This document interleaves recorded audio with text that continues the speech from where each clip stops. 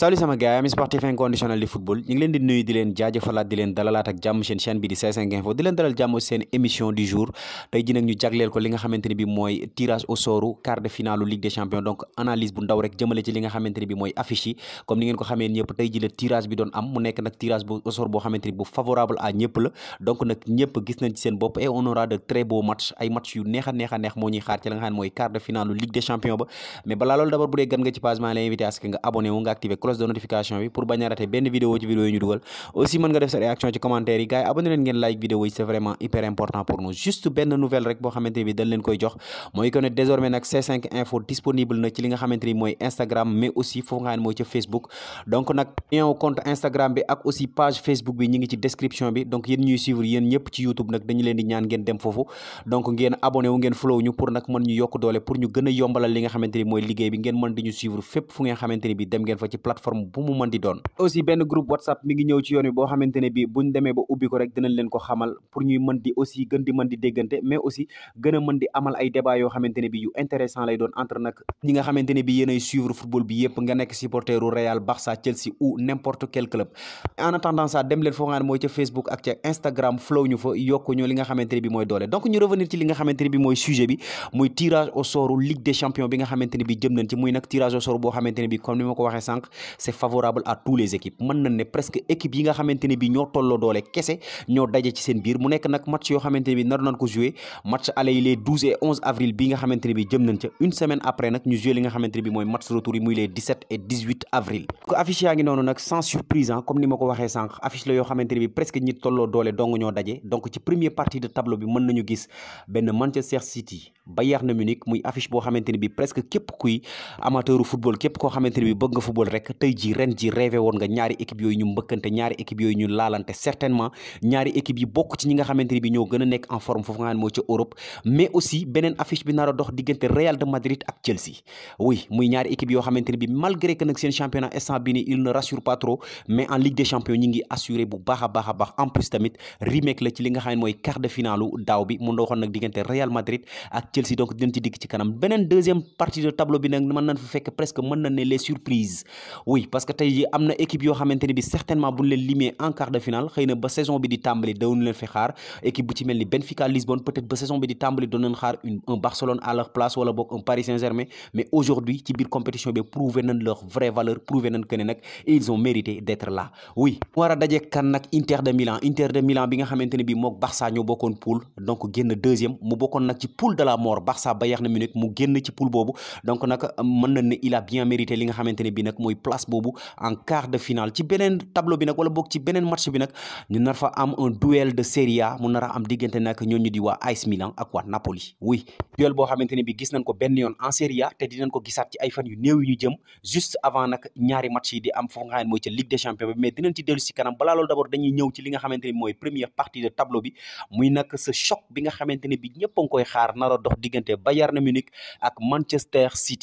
City de Erling Haaland ak performance yu exceptionnelle yi ñuy def mais aussi Manchester City de Pep Guardiola bi war a demaat fu nga xam mooy ca Allianz Arena war a daje ak équipe boo xamante ne bi mas na ko entraîné buñ fàttali ko ay at ci ginnaaw donc entraîné na leen trois saisons yoo xamante ne bi jël na fa lépp d'ailleurs jël na fa lépp sauf Ligue des champions bien évidemment Ligue des champions bi nga xamante ne bi moom Guardiola mi ngi daw ci ginnaawam depuis maintenant presque 10 ans parce que ba mu ko gëjee jël presque mën na ne dañuy remonter jusqu'en 2011 avec le FC Barcelone pour mu jël nag loolu nga xamante mooy Ligue des champions bi il va falloir d'abord mu éliminer ce Bayern Munich de Sadio Mané Bayern Munich de Julian Nagelsmann mi nga xamante ne bi bokkoon na ak ñooñu di waa Barcelone pour door ko aller retour sans pour autant mu encaisser but donc ñëw éliminer ñooñu di waa Paris Saint-Germain ci huitième de finale bi aller retour sans pour autant mu encaisser but donc mën na ne Bayern ren ji am na façon attaque bu ne ci Ligue des champions bi mais encaissé wu ci but ci match yi nga xamante ne bi gën nañu décisif mën nañu jàpp donc que ne Bayern même bu fekkee en championnat il encaisse beaucoup mais foofu nga xam ne mooy ci Ligue des champions ba day miser lu ci ëpp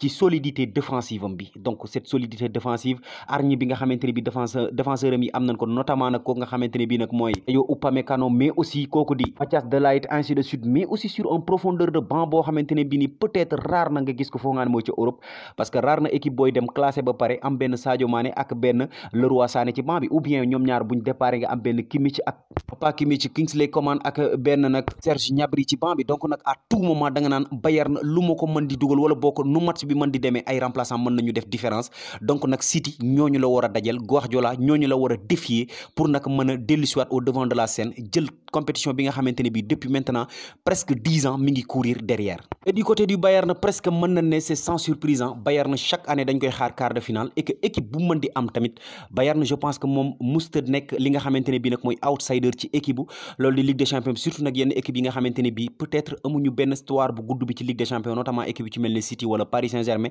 tey jii aussi ñi ngi war a dajewaat mais aussi le grande part comme un grand favori selon moi quoi pour man Bayern moo am favori ci kaw Manchester City li ko waral nag mooy expérience bi joueur am yi am mais aussi li ko waral mooy solidité défensive bi nga xamante ne bi ni nemmeeku nañ ko ci seeni match yi nga xamante ne bi génn nañ ci notamment ci match yi nga xamante ne bi ëpp nañ importance ñu daje ak genre attaquant bu ne Messi Mbappé ainsi que kooku di Neymar waaye Ousmane Dembélé Robert Lewandowski mais sans pour autant ñu encaisser but ci donc ñaari façon attaque yooyu nga xamante ne bi daje nañ ci donc ils miseront sur ça pour nag mën a défier kooku di Guardiola ak ay ñoñam. Je pense aussi que même bu fekkee ne le Bayern part favori selon man donc ñooñu di waa Manchester City tamit bu ñu éliminer Bayern ça ne serait une surprise pour personne parce que vu performance yi nga xamante ne bi ñu ngi koy réaliser instant bi ñu toll moom Manchester City war na mën a dóor ku ne mais ku gagné ci ñaar ñooñu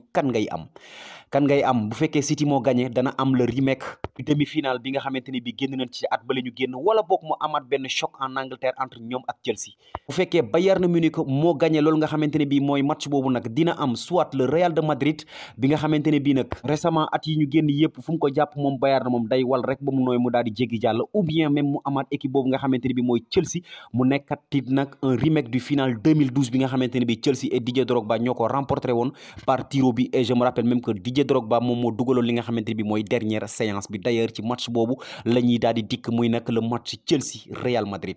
muy benn nag quart de finale boo xamante ne bi peut-être bu ñuy xool sur le papier le Real Madrid part favori lu tax Real Madrid di dem favori nag gis nañ ko en Ligue des Champions Real Madrid c'est une équipe fantastique équipe bi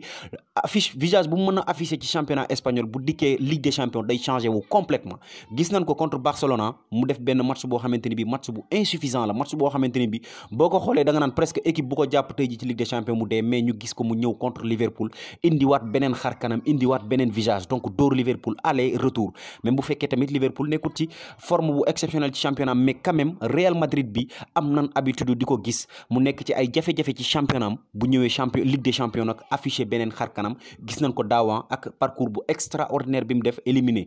Paris Saint-Germain éliminé Manchester City Chelsea dem dóor ñooñu di waa Liverpool final et que nag peut-être nag yoon woowu moo décidé waat ci moom ci kanamam parce que tey jii dóor na équipe boobu di Liverpool Chelsea la am bu ko dóoree kan lay amaat l'un des plus grands équipe instant bi ñu toll ci ñi fi des muy nag Bayern Munich wala Manchester City mais aussi kan la ñu war a dajal muy nag Chelsea bi nga xamante ne bi dafa am intention wala boog dafa am bëgg-bëgg pour nag jël revanche am ci kaw Real de Madrid parce que pour rappel match bi nag disputé woon nañ ko au même moment ci daaw nag donc mu nekkoon nag quart de finale entre Real Madrid ak équipe boobu di Chelsea ñu gisoon nag match boo xamante ne bi ça a été disputé jusqu'au dernier instant muy match boo xamante ne bi dafa neex ba ni muy jeexe match bi mu tàmbalee ba ni muy jeex ci ñaari match yëpp amul benn yoon boo xamante ne bi ñaari équipe yi bàyyeeku ko avec un Real bi nga xamante ne bi jëloon na un large avance ci match aller bi mais tamit ñooñu di Chelsea gis nañ ko ci match retour bi ñu ñëw na combler écart boobu ba nar a sax jël avance bi ci kaw Real Madrid ak sa but refusé de ko nga xam ne mooy Marcos Alonso mais nag après tout on a une équipe de Real Madrid boo xamante ne bi du dee mukk surtout avec Karim Benzema KB9 bi nga xamante ne bi réalisé na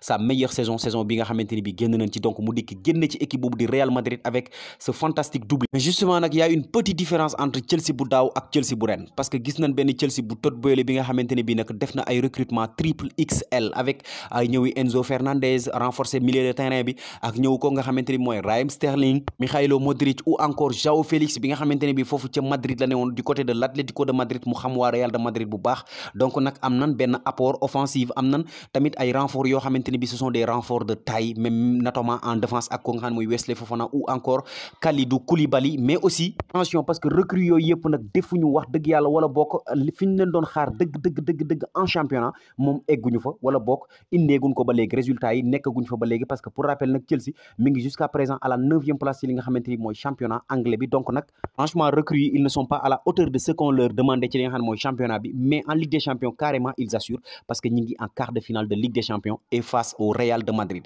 simplement nag la différence est que nag pour jouer contre Real Madrid il te faut beaucoup plus que ay recrues de taille kese il te faut vraiment un mental de fer il faut nga am benn mentalité de fer un mental de gagnant et aussi nga am trop de vigilance ngay am vigilance bu baax a baax xam ne quelle que soit l'issue de la rencontre au match aller match retour bi mën nañ la renverser donc il te faut ngay calculer lu bëri loo xamante ne bi ay équipe yu bëri tombé nañ dans la piège notamment équipe bu ci mel ni Manchester City daaw gis nañ ko avec ce but de Riyad Mahrez ginnaaw bi ñu ko dugalee nag mënoon nañoo sécuriser li nga xamante ni mooy seeni camp toog xaar mais aussi ils n'ont pas fait donc ba tax ñu jëlaat li nga xamante ni bi mooy score bi ñu jël il faut aussi avoir la tête sur les épaules mañ a mel ni équipe bu mel ni Paris Saint-Germain nga xamante ne bi presque buñ ko tegee pression pendant 5-10 minutes rek ñëpp sëpp ci kawam mu daal di affalé comme ni ko Real Madrid defee daaw avec ces 3 buts yi nga xamante ne bi encaissé nañ ko ci 15 wala 20 minutes en l'espace de 15 minutes ñu encaissé ci 3 buts pourquoi parce que teg nañ leen pression bu ñu attanoot ci ay joueurs yu ci mel ni Marquinhos ay joueurs yoo xamante ni bi sont des joueurs de très haut niveau donc nag Chelsea loolu yëpp da ko war a jëlaale en compte pour mën a jouer nag ak équipe bu Real de Madrid boo xamante ni bi malgré que ay pas la na yor nag mais pas yoo xamante ne bi yu miin yoon wi la pas yoo xamante ne bii ni quel que soit lu match bi mën a demee ñoom ils ont tout fait tey Modric ou Kroos boo xamante ni bi perte nañ Ligue des Champions bi qu'est-ce que ça leur fait du leen def dara ñu ci bëri peut-être ñu ci bëri parce que gagné nañ Ligue des Champions ay yoon contrairement ak yenn ci ay joueurs Chelsea yi nga xamante ne bi musuñoo laal la coupe des grands aux grands oreilles donc nag bii nar na nekk la première fois ñu koy jël wala bokk na ci ñoo xamante ne bii mooy la première fois ñu koy jël certains la deuxième fois mais tamit plaisir lay doon ci ñoom ñu jël ko comme tout autre joueur bi nga xamante ne bii jëlagoo ko wala bokk benn yoon nga ko jël contrairement ak ñenn ci ay joueurs yoo xamante ne bi jël nañ ko 4 voire 3 fois donc nag selon moi naturellement Real Madrid mooy favori ci li nga xamante ne bi mooy rencontre bi même bu fekkee nag Chelsea mën na ñëw créer li nga xamante ne bi mooy surprise éliminer ñooñu di waa Real de Madrid lu ci mën di am rek partie de tableau bi moom dañuy offrir benn ay quart de finale yu exceptionnel mais aussi benn demi-finale de rêve parce que lu ci mën di am nag équipe boobu di Real Madrid bu fekkee moom moo qualifié mën na am Bayern de Munich comme ni ma ko waxee sànq muy nag match boo xamante ne bii ni Europe yëpp dañ koy xaaraan Real Bayern de Munich peut-être mën na ne 5-6 ans yu ne benn yoon lañ koy am te saa buñ ko amee nag duñ ci mën a doyal wala bokk duñ bëgg mu jeex wala ñu am benn Real City muy ñaari équipe yoo xamante ne bi City day rêvé jël Ligue des Champions bi Real moo ko éliminé woon daaw donc remake lay doon ou même ñu am benn City Chelsea muy match boo xamante ne bi tamit championnat Angleterre dañ ko fay dund chaque année 2 fois mais taxut ñu doyal ci wala boog ñu am benn Chelsea Bayern mu nar a nekk nag benn remake u final 2012 où Chelsea de Di Matteo l'avait remporté grâce au tiro bi ak ko nga xamante ne bi mooy Didier Drogba amis sportifs inconditionnels du football sama première question du jour mooy selon vous nag ñan ñoo nekk favori wala boog ñan ngeen gis ne ñooy disputer li nga xamante ne bi mooy demi-finale parce que 4 équipes la 4 équipes fantastiques pour ñaari place ci li nga xamante ne bi nag mooy demi-finale bi te bu ndekkee ci demi-finale bi kenn fa mën a décrocher benn place pour yegg ci li nga mooy finale bi donc nag yan ñaari équipe ngeen gis ne ñoom ñoo nar a décrocher benn place boobu ci li nga xamante ne bi nag mooy huitième de finale yi ñu jëm quart de finale yi ñu jëm autant pour moi réponse dans les commentaires deuxième partie de tableau bi nag mi ngi ñu jox benn partie de tableau boo xamante ni bi peut-être mën na ne peut-être première partie de tableau bi moo ko ëpp doole en terme de jeu wala bokk en terme d'équipe wala en terme d'histoire mais tey ji boo xoolee qualité de jeu yi wala bokk li nga xamante ne bi ñooñu di waa Napoli proposé nañ ko ci saison bi en Serie A et en Ligue des Champions da nga naan ils ont le même niveau qu'un Bayern Munich ou bien qu'un Real Madrid ou bien qu'un Manchester City daje ak waa Milan AC Milan nag bi nga xamante ne bi peut-être mën na ne ci compétition UEFA Champions League benn équipe rek moo ko fi ëppale ay titres muy le Real de Madrid même bu fekkee nag Milan jamono yi ñu génn yëpp moom tamit xaw na rare ci li nga xam ne mooy Ligue des Champions bi d'ailleurs ça fait 12 ans accédé wut ci li nga xamante ni mooy quart de finale Ligue des Champions mais quand même Milan reste un grand équipe d'Europe Milan reste un grand club d'Europe et que nag performance yi nga xamante ni bi réalisé na ko ren peut-être prouvé na loolu même bu fekkee nag ñooñu nga xamante ni bi ñooy waa Napoli ñooy favori ci li nga xamante ni bi mooy match bi vu nag performance yi ñuy réalisé parce que tey boo xoolee Napoli moom moo génn premier de son poule presque passage am il a été extraordinaire équipe bu mu am da lay dóor sans pour autant mu am yenn jafe-jafe yi notamment gis nañ ko ci huitième de finale yi nga xamante ni bi génn nañ ci contre Francfort aller retour 5-0 donc nag pour woon sax débat donc tamit contre Milan AC tamit même bu fekkee tamit seen match aller ba en championnat parce que dund nañ benn match aller en championnat foofu ca Serie A ba entre ñooñu di waa Milan AC ak waa Napoli mu nekkoon nag match boo xamante ne bi ci 7e journée bi la woon donc match ba tamit mujjee woon sur un score de 2-1 pour ñooñu di waa Napoli match bu neexoon d'ailleurs match boo xamante ne bi bu ñu ko reproduiraatee ci Ligue des Champions bi franchement fans yi yëpp danañ bég kenn du am benn surprise aussi ak ñu reprendre ce même match en Ligue des Champions mais tamit ñu fàttali carrément que ne nag dese nañ beneen match championnat mu nar a xew nag ci li nga xamante ni bi mooy 28e journée donc amee foofu ci stade Diego Armando Maradona pour nag li nga xamante ni mooy Serie A ba instant bi ñu toll nag comme ni ma ko waxee sànq Napoli mooy favori pourquoi parce que Napoli a 20 points d'avance pour ñooñu nga xamante ni bi ñooy waa Milan ci li nga xam ne mooy Serie A bi mais aussi performance yi nga xamante ni mi ngi koy réaliser ci Ligue des Champions bi placé na ko au devant de ñooñu nga xamante ni bi ñooy waa Milan AC mais en tout cas quoi qu'il arrive Milan mën na bénéficier wu ci expérience bi mu am mais aussi yenn joueurs de qualité yi nga xamante ni bi am nañ ko ku ci mel ni Olivier Giroud mais aussi ku ci mel ni kooku di Brahim Diaz pourquoi pas même sur le latéral espagnol muy Théo Hernandez bi nga xamante ne bi moom tamit joueur essentiel la pour ñooñu nga xamante ne bi ñooy waa Milan AC. bien ñooñu di waa Napoli nag dañuy compter sur leur duo de rêve, leur duo en feu, peut-être mën naa ne même le meilleur duo ci li nga xam ne mooy saison bi muy Kvaratskhelia ak kooku nga xamante ne bi nag mooy Victor Osimhen l'international nigérian bi nga xamante ne bi instant bi Europe yépp ko bëgg. dernière affiche bi nga xamante ne bi mooy compléter tableau boobu nag nar a dox entre ñooñu di waa Inter de Milan mais aussi ak waa Benfica Lisbonne muy nag match boo xamante ne bi ñaar ñu tolloo doole la, ñaar ñoo xamante ne bi peut-être mën na ne ku mën sa morom duma la ñuy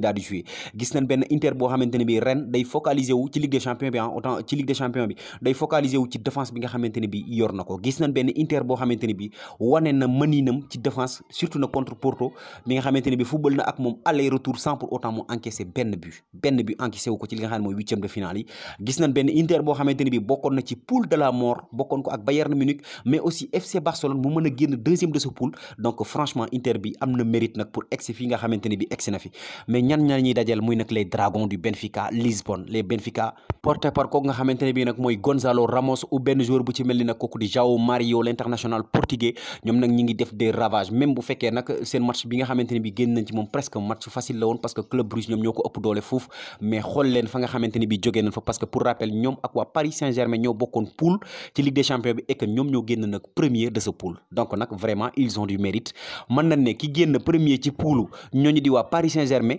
moo nar a daje nag ak ki nga xamante ne bi moo génn deuxième bàyyi Barcelone mu dem Europa League ci li nga xamante ni mooy poule de la mort bi muy Inter de Milan Benfica mu nekk nag benn choc de rêve. donc nag en cas de qualification nag mën nañu am tamit benn demi-finale 100% italien entre Inter Milan ak benn ci ñaari équipe yi italien. en tout cas lu ci mën di am danañ am benn club italien en demi-finale. mën nañ ci am ñaar nag bu Inter qualifié donc mën nañ am Inter Napoli ou Inter AS Milan mais aussi mën nañu am benn Inter benn Benfica mu daje ak kenn ci ñaari équipe italien bi. lu ci mën di am daal ay affiche yu exceptionnel la, ay affiche yu extraordinaire lañ nar a dund. donc amis sportifs inconditionnels du football, sama deuxième et dernière question du jour mooy que ne ci deuxième partie de tableau bii nga xamante ne bii nag ñu ngi leen ko doon expliquer selon vous ñan ñooy les favoris nag pour se qualifier ci li nga xamante ni mooy demi-finale yi ñu jëm. réponse dans les commentaires. c'était tout pour aujourd'hui sama gars yi leen chaîne C5 Info mais aussi di la rappeler tout juste que ne nag mën nga dem foofu nga ne mooy ca Instagram ou même foofu nga xamante ni mooy ca Facebook nag ci page Facebook bi lien yi ñi ngi ci description bi. donc nga abonné wu nga flow ñu pour nag mën a yokk suñu doole ci ñaari plateforme yooyu nga xamante ni bi récemment lañ ko lancé. donc c'était tout pour aujourd'hui sama gars yi leen chaîne C5 Info di la wax toujours ne bu dee gan nga ci page maa lay invité à ce que nga abonné wu nga activé cloche de notification bi pour bañ a rater benn vidéo ci vidéo yi ñu dugal. aussi mën nga def sa réaction ci commentaire yi gars yi abonné leen ngeen like vidéo yi c'est vraiment hyper important pour nous. merci et à très bientôt sama gars yi.